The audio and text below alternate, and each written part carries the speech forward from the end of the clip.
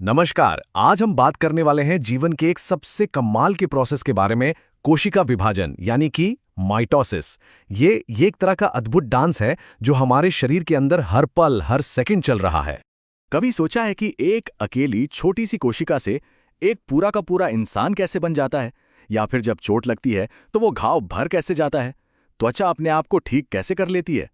इन सब कह सकते हैं कि इन सब चमत्कारों के पीछे एक ही जबरदस्त प्रोसेस काम कर रहा है। और इसी प्रोसेस का नाम है माइटोसिस।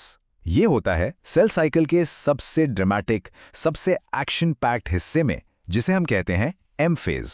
यही वो टाइम है जब एक सेल स्प्लिट होकर दो बन जाता है। सुनने में आसान लगता है, लेकिन ये एक बहुत ही कॉम्प्लेक्स और ऑर्गेनाइज्ड प्रोसेस है। तो चलिए इसे थोड़ा और करीब से समझते हैं। अच्छा, माइटोसिस को इक्वेशनल डिवीजन या समसूत्री विभाजन भी कहते हैं। अब ये भारी भरकम शब्द लग सकता है, पर इसका मतलब बहुत सीधा है, बराबर का बंटवारा। यानी जब एक पेरेंट सेल डिवाइड होता है तो उससे जो दो नए डॉटर सेल्स बनते हैं ना, वो बिल्कुल अपने पेरेंट सेल की ज़ेरॉक्स कॉपी होते हैं। उनमें क्रोमोसोम्स का नंबर भी सेम होता है और जेनेटिकली भी वो एकदम आइडेंटिकल होते हैं। तो सवाल ये है कि ये पूरा प्रोसेस आखिर होता कैसे है? देखिए, समझने में आसानी हो, इसके लिए साइंटिस्ट्स ने इसे 4 मेन स्टेजेस में बांटा है। इन्हें हम इस कहानी के 4 एक्ट्स भी कह सकते हैं। ये हैं प्रोफेज, मेटाफेज, एनाफेज और टेलोफेज। याद रहे, ये कंटिन्यूअस प्रोसेस है, कोई रुक कर नहीं होता। लेकिन इन स्टेजेस में बांटने से हमें इसे समझने में बहुत मदद मिलती है। तो चलिए शुरू करते हैं पहले एक्ट के साथ, प्रोफेज। जैसा कि नाम से थोड़ा अंदाजा लगता है, यह है तैयारी का फेज।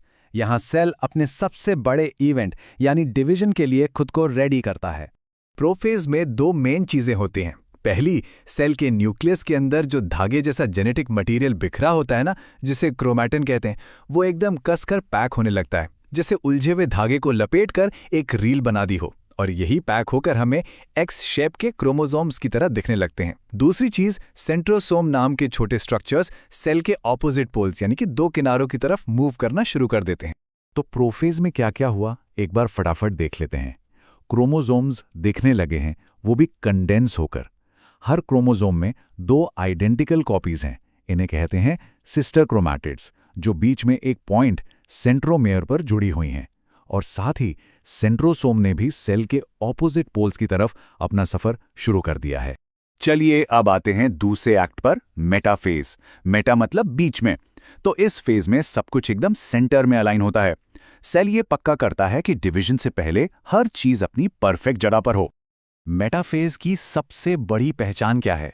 सारे के सारे क्रोमोसोम्स सेल के बिल्कुल बीचों बीच एक लाइन में आकर खड़े हो जाते हैं। सोचिए जैसे किसी परेड में सब एक लाइन में खड़े हों। इस इमेजिनरी लाइन को हम मेटाफेज प्लेट कहते हैं, और ये अलाइनमेंट होता है स्पिंडल फाइबर्स की मदद से, जो क्रोमोसोम्स के सेंट्रोमियर पर मौजूद काइनेटोकोर नाम के एक खास प्रोटीन स्ट्रक्चर से जाकर चिपक जाते हैं। तो मेटाफेज में न्यूक्लियस की जो बाहरी दीवार है वो पूरी तरह से गायब हो जाती है।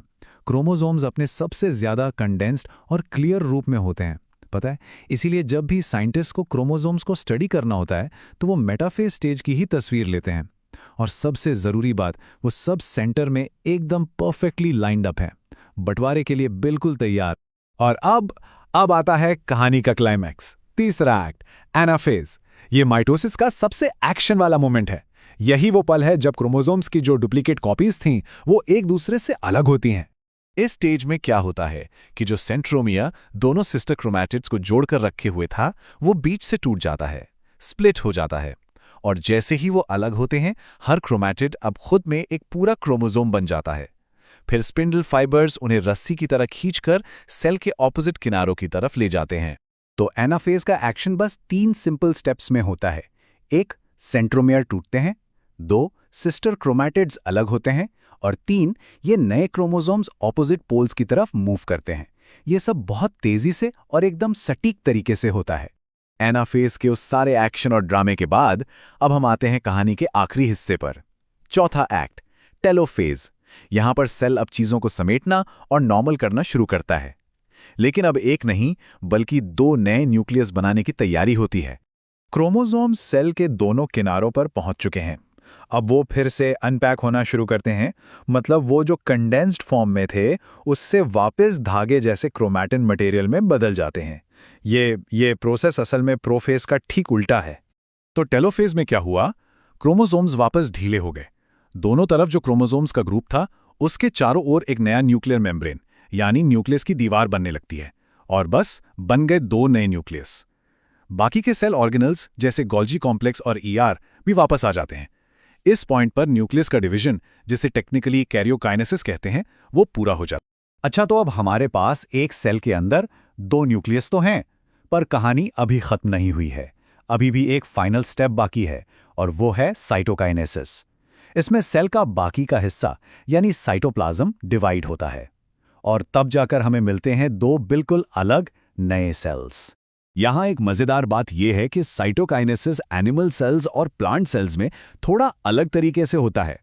एनिमल सेल्स में मेम्ब्रेन बीच से अंदर की तरफ पिचकना शुरू होती है, जैसे किसी गुब्बारे को बीच से दबा रहे हों, और आखिर में वो 2 हिस्सों में टूट जाती है। लेकिन प्लांट सेल्स के बाहर एक सख्त सेल वॉल होती है, तो वो पिचक नहीं सकती। इसलिए उनमें बीच में एक नई दीवार बननी शुरू होती है, जिसे सेल प्लेट कहते हैं, और ये प्लेट अंदर से बाहर की तरफ बड़ी होती जाती है जब तक कि 2 नए सेल बन न जाएं। तो हमने इस पूरे सेलुलर बैले को, इस पूरे डांस को स्टेज बाय स्टेज देख लिया, पर सवाल ये है कि ये इतना जरूरी क्यों है? आखिर ये छोटा सा प्रोसेस हमारी जिंदगी पर इतना बड़ा असर कैसे डालता है? चलिए देखते हैं। देखिए, माइटोसिस हमारे वजूद के लिए ही जरूरी है। इसी की वजह से हम एक सेल से बढ़ के एक पूरे इंसान बनते हैं। हमारी ग्रोथ इसी पर डिपेंड करती है।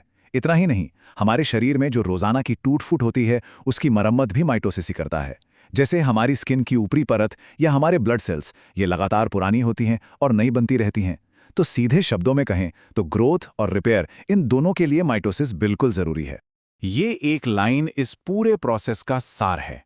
माइटोसिस के परिणाम स्वरूप आमतौर पर समान आनुवंशिक पूरक वाली द्विगुणित संतति कोशिकाओं का उत्पादन होता है। अगर इसे आसान भाषा में समझें तो इसका मतलब सिर्फ इतना है कि माइटोसिस का काम है परफेक्ट जेनेटिक कॉपीज बनाना। बस इससे शरीर में स्टेबिलिटी और कंटिन्यूटी बनी रहती है। और यहीं पर एक बहुत ही दिलचस्प सवाल खड़ा होता है। अगर माइटोसिस सिर्फ और सिर्फ परफेक्ट कॉपीज बनाने का काम करता है, तो फिर इस दुनिया में, जिंदगी में इतनी वैरायटी, इतनी विविधता कहाँ से आई? हम सब एक दूसरे से इतने अलग कैसे हैं? खैर, इसका जवाब एक दूसरे तरह के सेल डिवीजन में छिपा है, पर वो कहानी फिर कभी। इस सवाल के साथ आपको छोड़कर आज के लिए बस इतना ही। हमारे साथ जुड़ने के लिए शुक्रिया।